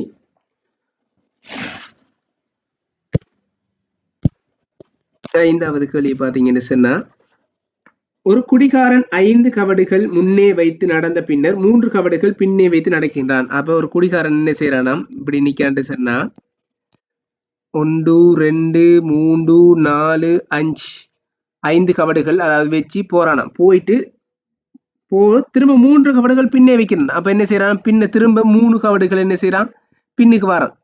அப்ப எவ்வளவு நடந்திருக்கான், 2 கவடுகள் தான் என்ன செஞ்சிருக்கான், நடந்திருக்கான். 2 கவடுகள் தான் நடந்திருக்கான். ஒரு கவடுக்கான தூரம் 1 மீட்டராம். அப்ப இதுக்கடையில ஒரு கவடுக்கான தூரம் எத்தனையாம், 1 மீட்டராம். அப்ப 2 கவடுக்கும் 2 மீட்டர் வரப்போகுது. சரி, அப்ப 2 மீட்டர் தான் நடக்காம். 5 கவடு வச்சு 3 கவடு பின்னுக்கு வைக்கணும்னா 2 மீட்டர் தான் நடக்காம். அதற்கு எடுக்கிற நேரம், ஒரு கவடுக்கு எடுக்கிற நேரம் எவ்வளவாம்? 1 செகண்ட். ஒரு கவடுக்கு எடுக்கிற நேரம் 1 செகண்டும் ஆகும். ஆரம்ப புள்ளியிலிருந்து 9 மீட்டர் உள்ள குழி ஒன்று உள்ளது எனின் அவன் இவ்வாறு நடந்தால் குழியில் விழுவதற்கு எடுக்கும் நேரம். இதுல நிறைய பேரு குழம்பி பிளவிட்ட இடம் இருக்குது. இதை தெளிவா விளங்கி கொள்ளுங்க. இது ஒரு ஐக்கியூ கேள்வி மாதிரி தான். ஃபர்ஸ்ட்டுக்கு என்ன செய்யறாருன்னு சொன்னா, என்ன செய்யறாரு? 1 2 3 4 5 கவடு வந்துட்டு வச்சு போறாரு. அப்ப 5 மீட்டர் நடக்கார். 5 மீட்டருக்கு 5 செகண்ட் எடுக்க போகுது. திரும்ப என்ன செய்யறாரு? 3 கவடுகள் பின் வைக்கார். அப்ப இந்த இடத்துல திரும்ப வந்து நிக்கார். இந்த இடத்துல திரும்ப வந்து நிக்கார்.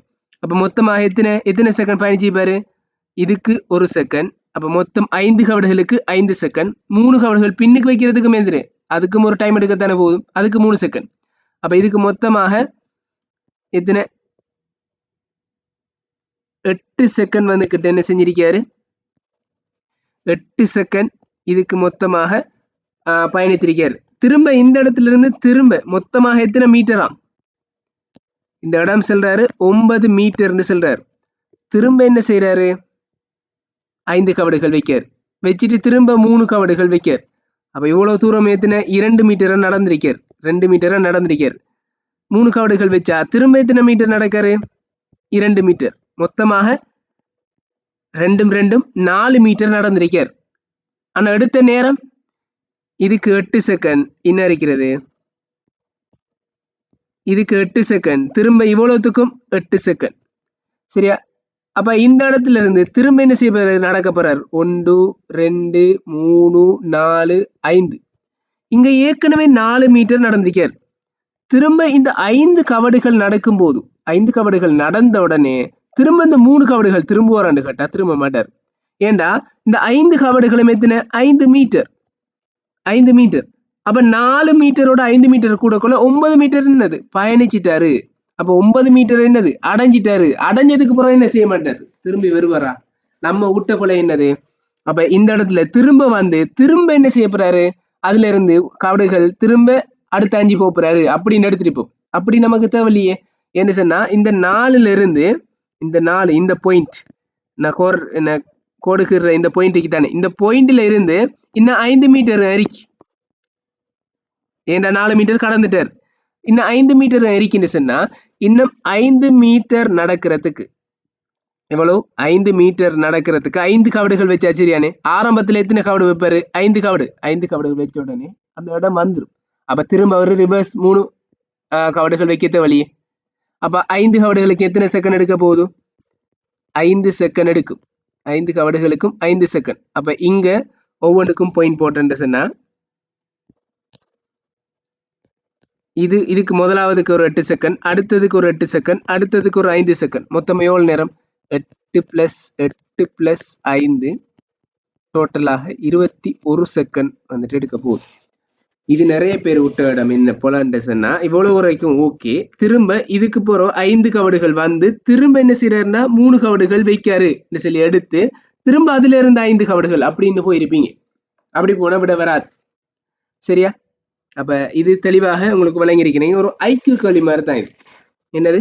ஒரு ஐக்கியூ கேள்வி மாதிரி தான். சரியா? அப்ப அடுத்த 6வது கேள்விக்கு போகலாம்.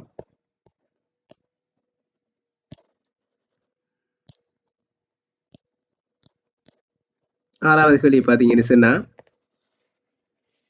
சர்வசமனான எண்ணிக்கையான த்ரொல்லிகள் ஒப்புமான கிடைத்தளத்தில் வைக்கப்பட்டு லேசான இலையினால் இணைக்கப்பட்டுள்ளன. உருவில் காட்டப்பட்டுள்ளவாறு முதலாவது த்ரொல்லிக்கு கிடைவிசை F பிரயோகிக்கப்படுகின்றது. இலையில் உயர் இழுவை. இந்த கேள்வி ஒரு நல்ல கேள்வி உண்டு. இப்படின்ட்டு எண்ணிக்கை எத்தனை இருக்கலாம்? 10 இருக்கலாம், 20 இருக்கலாம், 30 இருக்கலாம், 100 இருக்கலாம், எத்தனையும் இருக்கலாம். இணைக்கப்பட்டு என்ன செய்யறாருன்னு சொன்னா அப்படியோ எண்ணிக்கையான இணைக்கப்பட்டு கடைசியா ஒரு குற்றிருக்கு. அதுக்கு என்ன செய்யறாரு? எஃப்ங்கிற ஒரு விசொண்டு கொடுக்கப்படுது. இப்ப உயர் இழுவை எங்க இருக்கும்? உயர் இழுவை கேட்காரு. உயர் இழுவை அதாவது இந்த இலையில இருக்குமா, இந்த இலையில இருக்குமா, அப்படி ஒவ்வொன்று கண்டையில் இருக்கிற இலையில இருக்குமா, இல்ல இந்த இலையில இருக்குமா? அப்படி எந்த இலையில் இருக்கும்? நீங்க யோசிங்க, எந்த இலையில இருக்கும்? நீங்க எந்த இலையில இருக்குன்னு சொல்லி யோசிச்சீங்கன்னா பிரயோக விசை கொடுக்கப்படுது தானே. இந்த பிரயோக விசைக்கு கொடுக்கப்படுற இந்த குற்றி இருக்குத்தானே, இந்த குற்றிக்கு இப்படி கொடுக்கப்படுற பிரயோக விசை அதோட கணக்குல இருக்குத்தானே ஒரு இலை, அதோட கணக்குல இருக்குத்தானே இலை, அந்த இலையில தொழிற்படுறதுதான் உயர்வு அறிக்கை. நான் பிரயோக விசை கொடுக்கப்படுற குற்றிக்கு தான் ஆகப்பெரிய விசை இருக்கும். இந்த குற்றிக்கு தான் என்னது ஆகப்பெரிய விசை இருக்கும். அப்ப இந்த ஆகப்பெரிய விசை இருக்குன்னு சொன்னா அதுக்கு பக்கத்துல இருக்கக்கூடிய இலை, அதை தொட்டு கொண்டிருக்கக்கூடிய இலைக்கு தான் என்ன அறிக்கும்? உயர் இழுவையாக இருக்க போகுது. அப்ப இந்த பாயிண்ட் தான் என்ன அறிக்க போதும்? இந்த எஃப் விசை கொடுக்கப்படக்கூடிய குற்றிக்கு பக்கத்துல இருக்கக்கூடிய இலையில என்ன இருக்கும்? உயர் இழுவை இருக்க போகுது. இப்ப இது எல்லாருக்கும் கிளியர், உயர் இழுவை எங்க இருக்க போகுதுன்னு சொல்லி. நான் என்ன செய்யறேன், இந்த கேள்வியை செய்யறதுக்கு போது ஒரு சிம்பிளான ஒரு படம் ஒன்றுக்குறேன். 3 குற்றி இருக்கக்கூடியது, 3 குற்றி இருக்கக்கூடியதுக்கு எஃப் விசை கொடுக்காரு. இப்ப ஒவ்வொன்றிடத்தினிவும் வந்துகிட்டு எம் தான், ஒவ்வொன்றிடத்தினிவும் எம். இப்ப சொல்லுங்க, மொத்த குற்றிக்கும் தொகுதிக்கு நான் என்ன செய்யறேன், எஃப் சம எம்ஏ போடுறேன். தொகுதிக்கு எஃப் சம எம்ஏ. அப்ப இதுல ஆர்முடுகள் ஏ ஆர்முடுகள்னு சொல்லி எடுத்துட்டு சொன்னா, அப்ப தொகுதிக்கு சொன்னா எஃப், தொகுதியில மொத்தமாக தொழிற்படுற விசை எஃப். திணிவு எத்தனை? 3 எம் இருக்குது தொகுதிக்கு எடுக்கக்குள்ள ஏ. அப்ப எனக்கு என்ன விட கிடைக்க போதும்? இதுல இருந்து A equal to F over 3M. இப்ப இதுல தொழிற்படக்கூடிய உயிர் இழுவை கேட்டா இந்த எஃப்க்கு பக்கத்துல இருக்கக்கூடிய இந்த இலையில தான் உயிர் இழுவை இருக்க போகுது. டீயை கண்டுபிடிக்கணும். இந்த டீயை கண்டுபிடிக்கிறதுக்கு நான் என்ன செய்யறேன்னு சொன்னா, இந்த இலையை இவ்வளவு தலை உடைக்க, இவ்வளவு தலை உடைச்சுன்னு சொன்னா இந்த குற்றியை மட்டும் இவ்வளவுத்தையும் எடுத்துன்னு சொன்னா அதுக்கு என்ன செய்யலாம்? என்னால அதோட இலையில் இழுவை கண்டுபிடிக்கலாம். அதாவது நான் தனியை வரைஞ்சுன்னு சொன்னா இப்படி இருக்க போகுது. இதுல டி, வேற எந்த விசைகளும் இல்லை. இதுல இழுவிசை டி இருக்கிறதால அந்த டி எங்க போட்டிருக்கேன். அப்ப இந்த குற்றிக்கு நான் யூஸ் பண்ணேன்னு சொன்னா எஃப் சம எம்ஏ யூஸ் பண்ணேன்னு சொன்னா எஃப்க்கு பதிலாக டி, எம் எத்தனை 2 திணிவு இருக்கு. அப்ப 2m இன்டூ ஏ, நான் கண்டுபிடிச்சிக்கேன் F over 3m, F over 3m. அப்ப இதை சுருக்கினு சொன்னா D equal to 2mf over 3m. இந்த எம் வெட்டி விடலாம், சரியா? அப்ப 2f ஓவர் 3 எனக்கு விட கிடைக்க போகுது. இதை ஏன் செஞ்சு காட்டினா இதே மாதிரி தான் இங்கேயும் என் எண்ணிக்கையான குற்றிகள் வந்துகிட்டு இருக்குது. என் எண்ணிக்கையான குற்றிகள் இருக்குதா? அப்ப நான் என்ன செய்யறேன், என் எண்ணிக்கையான குற்றிகள் இருக்குது இப்படின்னு என் எண்ணிக்கையான குற்றிகள் இருக்குது. இப்ப இதுல உள்ள இழுவை டீன்னு சொல்லி எடுத்தேன்னா இங்க கடைசி இது வந்துகிட்டு என்னாவது குற்றி. அப்ப இதுக்கு முதல் இருக்கிற குற்றி என்ன அறிக்க போகுது? இதுக்கு முதல் இந்த குற்றிக்கு முதல் இருக்கிற இந்த குற்றிக்கு, இந்த எஃப் தொழிற்படுற குற்றிக்கு முதல் இருக்கிறது n-1 தானே. இப்ப உதாரணத்துக்கு இது 10வது குற்றின்னு சொன்னா இது எத்தனையாவது குற்றிக்கு அறிக்க போகுது? 9வது குற்றி அறிக்கும். இது 9வது குற்றி அறிக்கும். ஏன்னு சொன்னா n-ல இருந்து 10ல இருந்து 1 கழிச்சு போட்டு பார்த்தா சரி. அப்ப n-1 சரியான இது. அப்ப இதை நான் சொல்லலாம் n-1 என்று சொல்லலாம். அப்ப இதுல தொழிற்படக்கூடியது n-1ல என்னது இழுவை வந்துகிட்டு பாத்தீங்கன்னு சொன்னா என்ன அறிக்க போகுது? டி இழுவை வந்துகிட்டு தொழிற்பட போகுது. இப்ப கேட்டது உயர் இழுவை டீயை தான் கேட்டேன். அப்ப நான் 50 குற்றியை எடுத்தேன்னு சொன்னா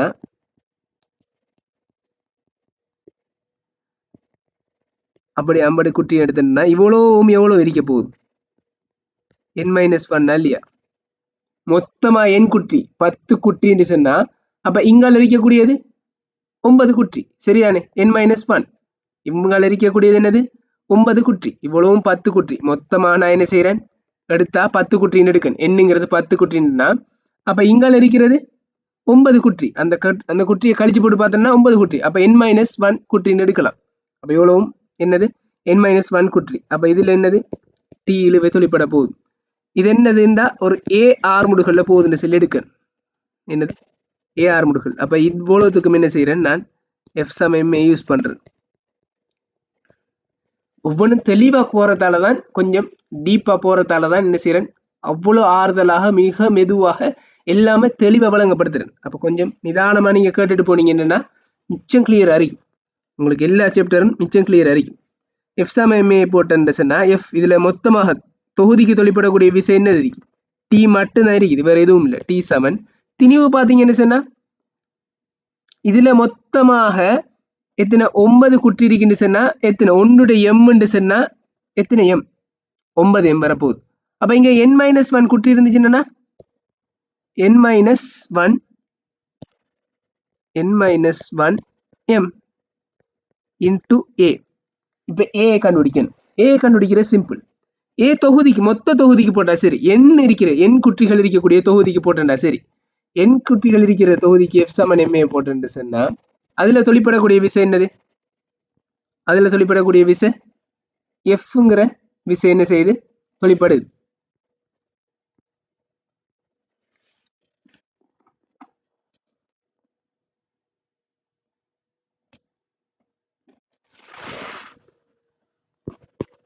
அதுல Fங்கிற விசை என்னது?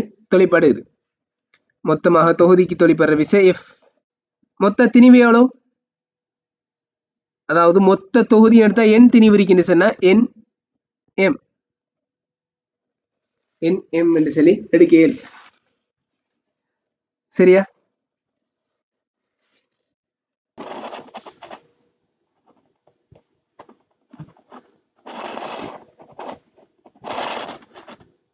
அப்ப n எண்ணிக்கையான திணிவுகள் இருக்கு. அப்ப nm இங்க ஆர்முடுகள் a ஆர்முடுகள்ல போகுது. என்னது? a ஆர்முடுகள்ல போகுது. அப்ப நான் சமன்பாடு a கண்டுபிடிச்சேன்னு சொன்னா a = F/nm என்று சொல்லி வர போகுது. சரியா? அப்ப இந்த இடத்துல நான் கொண்டு போய் பிரதிடுறேன். இங்க கண்டுபிடிச்ச சமன்பாடுல என்ன செய்யறேன்? நான் பிரதிடுறேன்.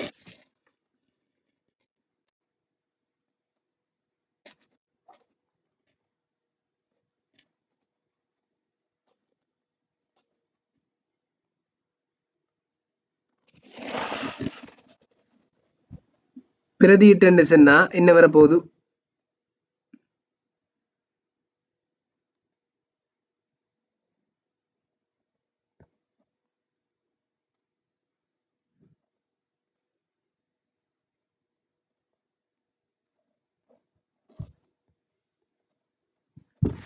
பிரதியிட்டு என்ன சொல்லி வரப்போகுது? T = n-1 m ஏக்கு பதிலாக F/nm.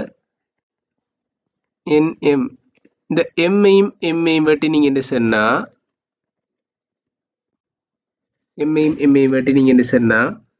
T = n-1 F கீழே n என்று சொல்லி உங்களுக்கு விட கிடைக்கும். அப்ப இது எப்படி இந்த விட வந்துச்சு? நிறைய பேருக்கு இது குழப்பம் ஒன்றி. அதுக்குத்தான் நான் என்ன செஞ்சேன்? 3 குற்றியை வச்சு உங்களுக்கு சிம்பிளா எக்ஸ்பிளைன் பண்ணேன்.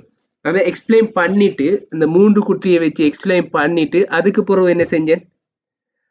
இந்த மொத்த குற்றிக்கும் நான் கண்டேன். அப்போ உங்களுக்கு இன்னும் இலகுவா இருக்கின்றதுக்காண்டி அப்படி செஞ்சேன். சரியா? அப்ப இன்னும் இப்ப நல்லா கிளியர் ஒன்று இருக்க போகுது. இப்ப ஆன்சர் எத்தனையாவது வரப்போகுது? 4வது விட உங்களுக்கு ஆன்சராக இருக்கும். 4வது ஆன்சராக இருக்க போகுது உங்களுக்கு. சரி, இப்ப அடுத்த கேள்விக்கு போ.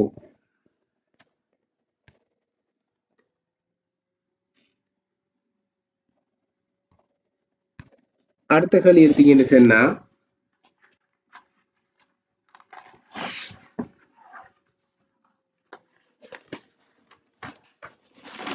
ஏழாவது கேள்வியை பார்த்தீங்கன்னு சொன்னா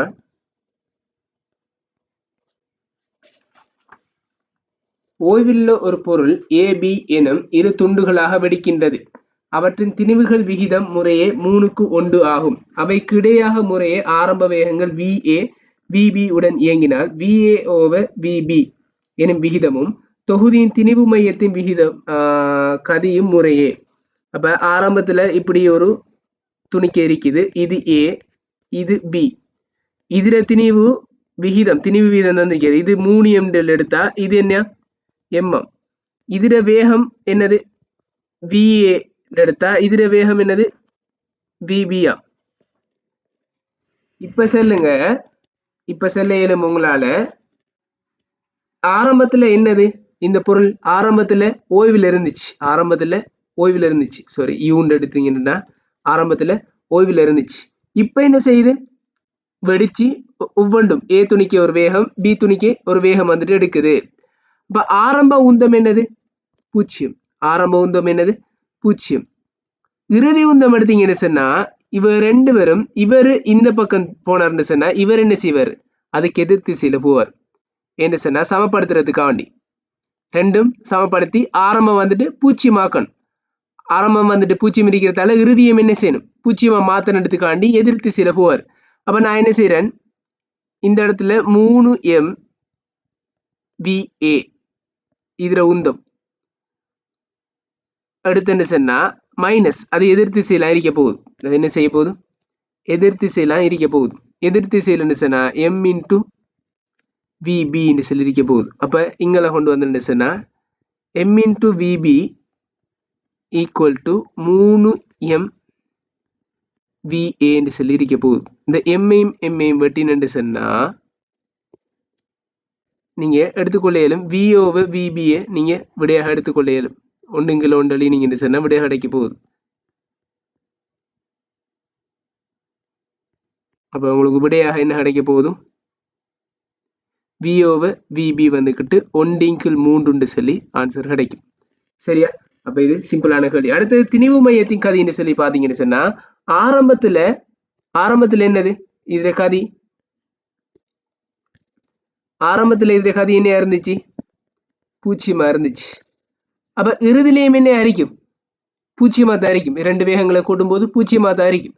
அப்படின்னு சொன்னா திணிவு மையத்துல கதி திணிவு மையம் என்ன செய்ய மாட்டுச்சு கதி மாறல. ஆரம்பத்துல என்ன கதி இருந்துச்சோ திணிவு மையத்துக்கு அதே கதி தான் இறுதியில இருக்கும். அப்ப இறுதியில என்ன இருக்கும் 0 தான் இருக்கும். அப்ப இந்த இடத்துல பாத்தீங்கன்னா திணிவு மையத்தின் கதி என்ன இருக்கும் 0 இருக்க போகுது. சரியா? இந்த கேள்வியின் தெளிவான ஒரு விளக்கம் ஒன்று கிடைச்சிருக்கும். ஆன்சர் எத்தனை வர போதும் இரண்டாவது ஆன்சர் உங்களுக்கு விடையாக கிடைக்கும். சரி, இப்ப அடுத்த கேள்விக்கு போகலாம். எட்டாவது கேள்வி.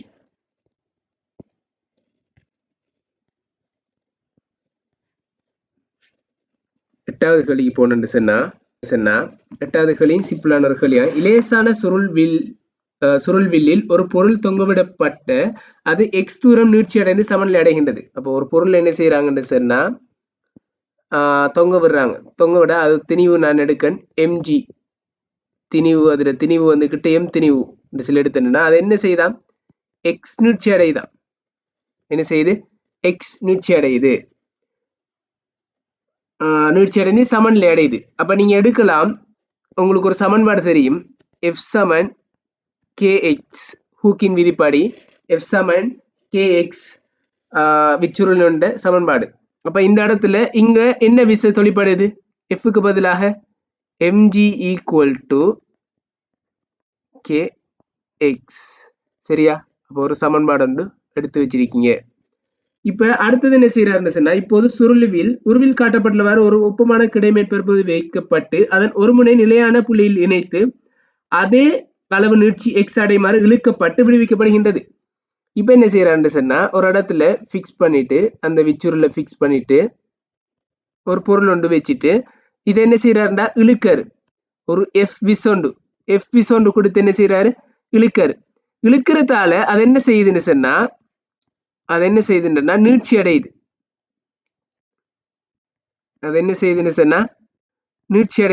அது எவ்வளவு நீட்சின்னு சொன்னா இங்க எடுத்த அதே அளவு எக்ஸ் நீட்சியத்தை என்ன செய்யுது எக்ஸ் நீட்சி அடையுது.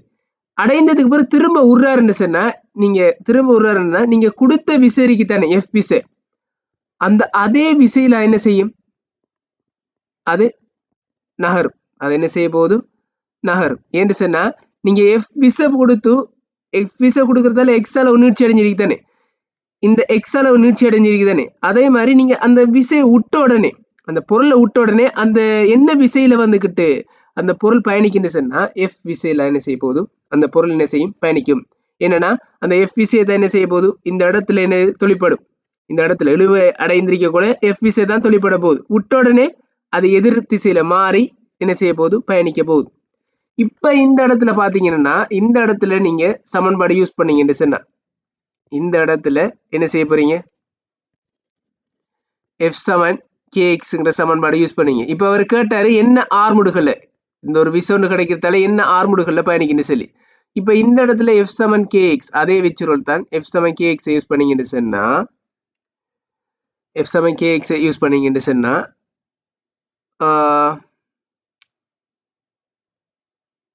சாரி இந்த இடத்துல ஆர்முடுகள்ல வந்துட்டு கட்டிருக்கிறது அப்படித்தானே. ஆர்முடுகள்ல கட்டத்தால நீங்க என்ன செய்யலாம்னு சொன்னா இந்த திசையில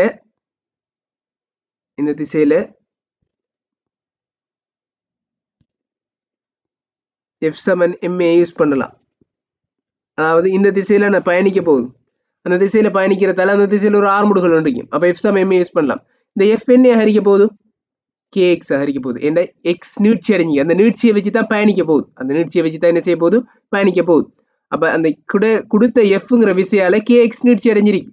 அந்த நீட்சியை வச்சு தான் என்ன செய்ய போகுது பயணிக்க போகுதுன்னு சொன்னா அப்ப இந்த fக்கு பதிலா நீங்க என்ன போடலாம் kxங்கிறத போட்டுக்கொள்ள இயலும் ஈக்குவல் டு ma. ஆரம்பத்துல ஒன்று நீங்க கண்டுபிடிச்சிக்கிங்க kx ஈக்குவல் டு என்னது kx equal to ma mg என்று சொல்லி கண்டுபிடிச்சிக்கிங்க. அப்ப இங்க கொண்டு போய் பிரதியிடுங்க. இங்க என்ன செய்யுங்க பிரதியிட்டுக் கொள்ளுங்க. அப்ப kxக்கு பதிலாக என்ன செய்யலாம் mg பிரதியிடலாம். mg ஈக்குவல் டு அப்ப ma என்று சொல்லி வரப்போகுது. இதுக்கு பதிலாக நீங்க என்ன செஞ்சிருக்கீங்க mg பிரதியிட்டிருக்கீங்க. அப்ப இதுல எம்மையும் எம்மையும் வெட்டினீங்கன்னா இதுல ஆர்முடுகள் உங்களுக்கு கிடைக்க போகுது g ஈக்குவல் டு எதுன்னு 10 ms minus g equal to 10 ms minus 2 சொல்லி உங்களுக்கு என்ன செய்ய போகுது விட கிடைக்க போகுது. அப்ப ஆன்சர் எத்தனாவது ஆன்சராக இருக்க போகுது 5வது ஆன்சர் தெளிவான விடையாக இருக்க போகுது. சரி அடுத்த கேள்விக்கு போகலாம். 9வது கேள்வி சீரான விரைப்பான உருளை ஒன்று 9வது கேள்வி பாத்தீங்கன்னு சொன்னா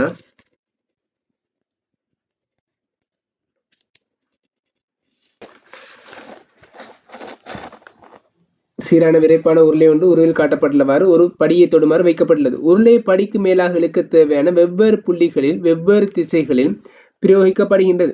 இவற்றில் இழிவு விசையை தருவது படியானது உருளைக்கு வழுக்காது இருப்பதற்கு உராய்வை கொண்டுள்ளது. உருளைக்கு வந்துகிட்டு வழுக்காம இருக்கிறதுக்கு படி வந்துகிட்டு உராய்வு கொண்டிருக்கான். அப்ப இந்த இடத்துல நான் படத்துக்கு என்னன்னு சொன்னா இப்படி வந்துகிட்டு அந்த வந்துட்டு உருளை இருக்குது. அந்த உருளை இருக்குது. இந்த இடத்துல என்னது இந்த இடத்துல உராய்வு இருக்குன்னு சொல்ற. உராய்வு இல்லாம என்ன செய்யும் அந்த உருளை வந்துகிட்டு மேல எழும்ப மாட்டுச்சு. இந்த உராய்வு இல்லாம இந்த உருளை என்ன செய்ய மாட்டுச்சு இந்த படிக்கு மேல என்ன செய்ய மாட்டுச்சு எழும்ப மாட்டுச்சு. காரணம் என்ன வலிக்கிட்டு போய்த்திரும். இந்த இடத்துல உராய்வு இல்லாட்டி அந்த மறுதாக்கம் ஒன்று கிடைக்க மாட்டுச்சு. அப்ப என்ன செய்யும் வலிக்கிட்டு போய்த்திரும். அப்ப இந்த இடத்துல என்னது கட்டாயம் உராய்வு விசை இருக்கணும். இந்த இடத்துல என்னது கட்டாயம் உராய்வு விசை வந்துகிட்டு இருக்கணும்.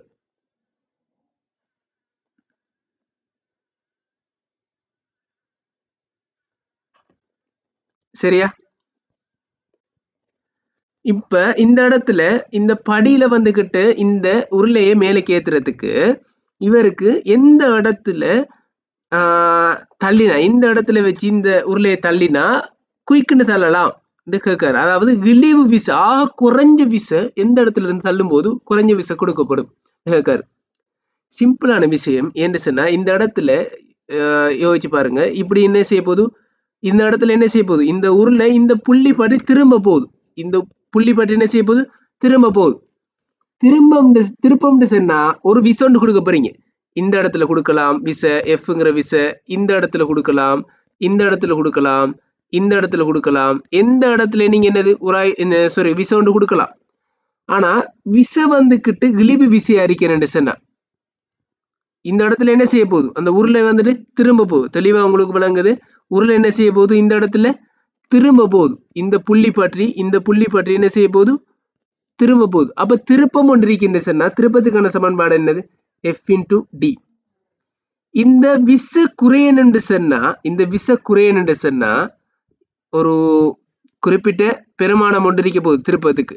அந்த குறிப்பிட்ட ஒரு பெருமானம் இருந்தால் தான் இந்த நாணயம் என்ன செய்யும் போது இந்த நாணயம் இந்த உருளை வந்துக்கிட்டு மேலெழும் அப்படின்னு சொன்னா இந்த விசை வந்துக்கிட்டு குறையணும் சொன்னா இழிவு விசை அரிக்கணும்னா இந்த தூரம் எப்படி இருக்கணும், கூடுதலா அரிக்கணும். இந்த தூரம் எப்படி இருக்கணும், கூடுதலா அரிக்கணும். அப்ப இந்த தூரம் கூடுதலா இந்த புள்ளியில இருந்து இந்த தூரம் கூடுதல் அரிக்கிறது பாத்தீங்கன்னா இந்த இடத்துல கூடுதல் அரிக்குமா, இந்த டி இல்ல, இந்த இடம் இல்ல. எந்த இடத்துல ஆக மேக்சிமம் இருக்கின்றனா உருளைண்ட விட்டத்தை விட ஏதாவது ஒரு புள்ளி ஏதாவது தூரம் கூட அரிக்குமா.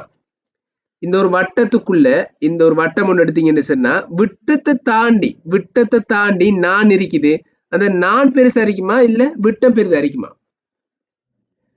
நான் பெரிதா அரிக்குமா விட்டம் பெரிதா அரிக்குமா.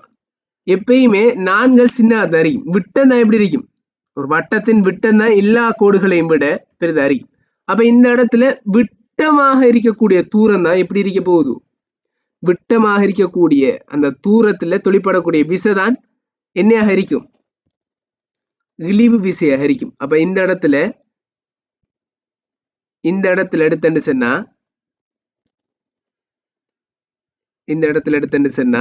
இப்படி இந்த இடத்துல தொழிற்படக்கூடிய விசை, இந்த இடத்துல தொழிற்படக்கூடிய விசைதான் இழிவு விசையா இருக்கும். காரணம் என்னன்னு பாத்தீங்கன்னா அதுல தூரம் மிகப்பெரிய ஒரு தூரமா இருக்கணும். அப்ப விட்டம் தான் மிகப்பெரிய தூரமா இருக்கும். அப்ப அப்படி வரக்கூடிய புள்ளி எந்த புள்ளியா அறிக்க போகுது, அந்த புள்ளி எந்த புள்ளியா அறிக்க போகுது, டி இல்லாட்டி இ அறிக்க போகுது. சி வராது, பி வராது, ஏ வராது. அப்ப டி இல்லாட்டி இ அறிக்க போகுது. இ வர மாட்டுச்சு. காரணம் என்ன, செங்குத்தாக தொழிற்படுற விசையானதான் என்ன இருக்கு, அதுல திருப்பம் அதிகமாக இருக்கும். திருப்பம் என்னது, அதிகமாக இருக்கும். அப்படிங்கிறதால இ வர மாட்டுச்சு. டி தான் ஆன்சராக இருக்க போகுது. ஆன்சர் எத்தனாவது, 4வது ஆன்சர் உங்களுக்கு விடையாக கிடைக்கும். சரியா, அடுத்த கேள்விக்கு போகலாம். 10வது கேள்வி. எல்லா கேள்விகளுக்கும் தெளிவான விளக்கம் வந்துட்டு கொடுக்கப்படுது.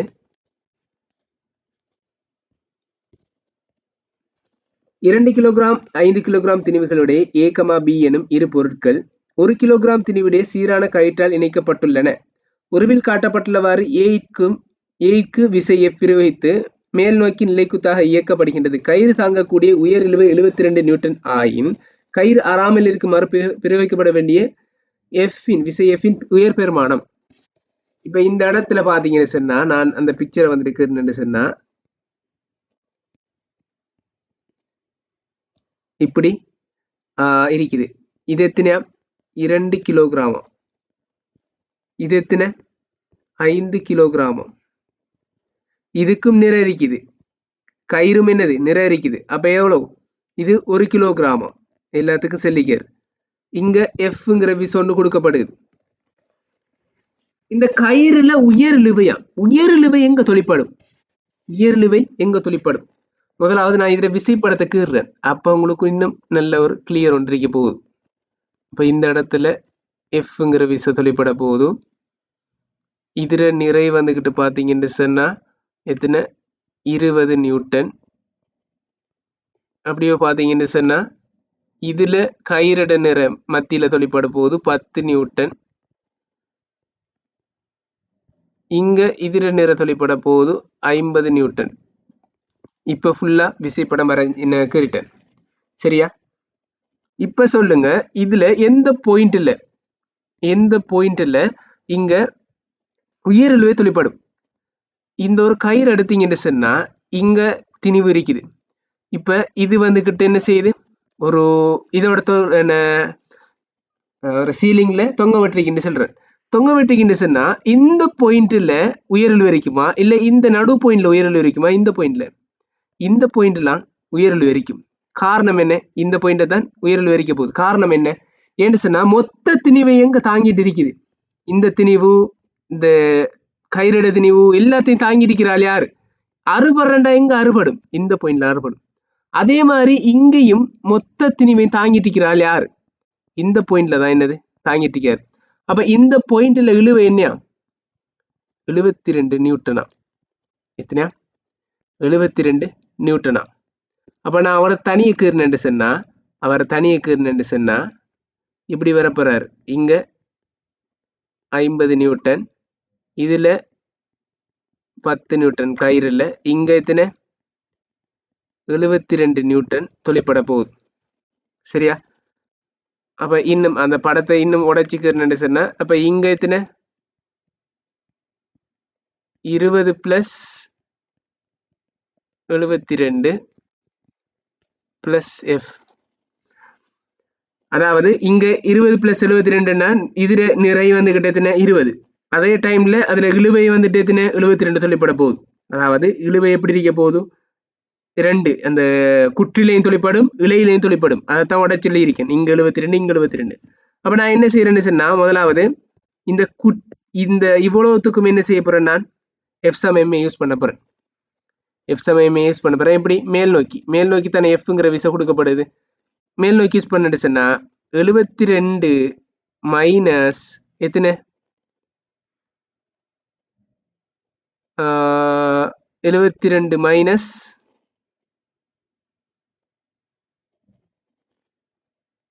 60 சமன் 72 மைனஸ் 60 சமன்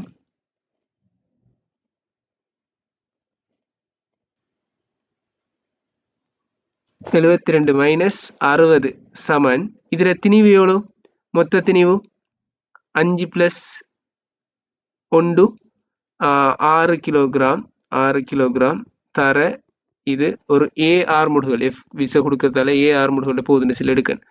அப்ப இதை சுருக்கின்றுச்சுன்னா 12 சமன் 6A. So A equal to 2 ms minus 2 சொல்லி விட கிடைக்க போகுது. இன்னைக்கு கேட்ட கேள்வி என்னது, ஆர்முடுகள்ல கேட்ட கேள்வி எஃப். அப்ப நான் என்ன செய்யறேன், திரும்ப இந்த இவ்வளவுத்துக்கும் ஒரு எஃப் சமன் எம்ஏ போடுறேன். இவ்வளவுத்துக்கும் என்ன செய்யறேன், ஒரு எஃப் சமன் எம்ஏ போடுறேன். போட்டு பார்ப்போம் என்ன வருது.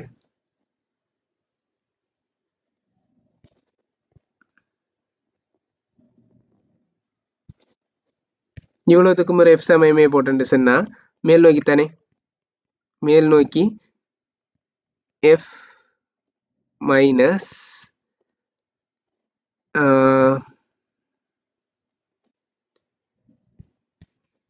கொஞ்சம் இடப்பட்டு எழுதினு சொன்னா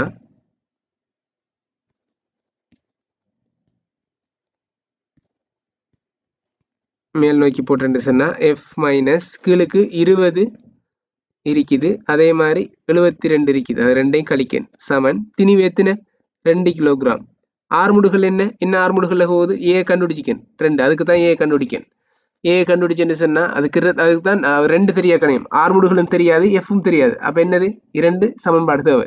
அதனாலதான் முன்னுக்கு ஒரு சமன்பாடை போட்டு ஏ கண்டுபிடிக்கன். அதுக்கு பிறகு இதுல கொண்டு பிரதிடுறேன் ஆர்முடுகள். அப்ப என்ன வருது 2 தொகுதி மொத்தமாக ஒரே ஆர்முடுகள். சரியா? அப்ப 2 போட்டுன்னு சொன்னா அப்ப எஃப் மைனஸ் 92 சமன் இது 2 பிரிக்கின்றா 4. அப்ப எஃப் ஈக்குவல் டு 96 நியூட்டன் சொல்லி எனக்கு இப்படி கிடைக்கும். அப்ப எத்தனாவது ஆன்சர், 3வது ஆன்சர். இப்ப மிச்சம் தெளிவாக இந்த கேள்வி வந்துட்டு விளங்கப்படுத்தப்பட்டிருக்கு. என்னது எல்லாரும் வழங்கிக் கொள்ளுங்க. சரியா? அவ்வளவு நுணுக்கமான விஷயங்கள் எல்லாம் கதைக்கப்பட்டு தெளிவாக வழங்கப்படுத்தப்பட்டிருக்கு. சரியா? எல்லா கேள்விகளையும் தெளிவாக வழங்கிக் கொள்ளுங்க.